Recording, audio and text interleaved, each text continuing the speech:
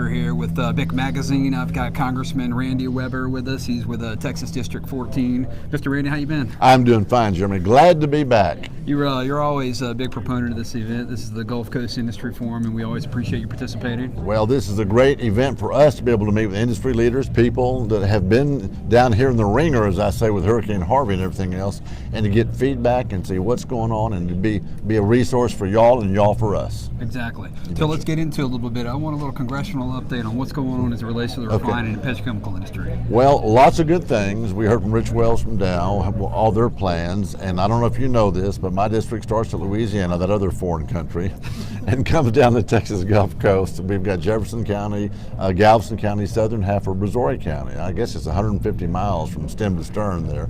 Lots of petrochemical, lots of refining, lots of industry. So for us, we're seeing a boon with natural gas. There is so much development planned with all these chemical plants coming in with crackers, and they're increasing their capacity size, refining, and a whole bunch. It means jobs. It means ad valorem tax value, if you think about it, for the school districts, for the cities, for the counties. It means stability on the Gulf Coast. It means energy security for America.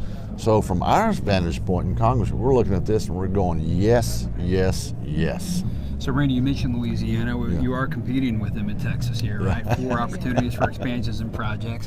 Talk about that. How does Texas compete for those projects? Well, we would argue, of course, the Gulf Coast, we want the Texas Gulf Coast to be the gateway to America, as I call it. I've got 5 ports I set out there, more than any other member of Congress. Some have 4, but I've got 5.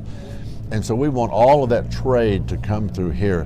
Yes, Louisiana. And by the way, the Sabine-Neches waterway over on the east side there is the 2nd largest waterway in the Gulf of Mexico, second only to the Mississippi River. A lot of people don't know that. And it's got the most developable land. If you know anything about Motiva plant over there, is the largest refinery in the United States, as I understand it. ExxonMobil's trying to do some upgrades. Everybody's trying to do upgrades, which we're good with. Like I said, we want more jobs and more expansion. Even over in Freeport, with the expansion going on in Freeport, it is Chevron Phillips at the Cedar Bio plant, not in my district, but all of the expansion along here is something we should be very, very proud of, focused on, pushing, and telling that story. Louisiana's great country, great state, Cajun country over there, and they did a good job in Hurricane Harvey, the Cajun Navy. They did so much, Jeremy, that I coined a new phrase. We called it Cajunneering. Engineering, I love it. They're up in Florence right now, South Carolina. Yeah, that's right. So, we think Texas is a better position. We are the pipeline capital of the world. If you go over to Mont Belvieu and you look at a pipeline map where everything goes out. So we think we're kind of in the catbird seat there. Now, that's going to depend on some of the economic package. We want the state involved, we want the local municipalities involved, county commissioners courts and so on, so that we can give those incentives and keep that progress going here. Gotcha. Well, Mr. Randy, we appreciate you so much for being here. Thank you for your time. No, thank you, Jeremy. Thank you. Appreciate Great to see you. Yes, Thank you. Nice to see y'all.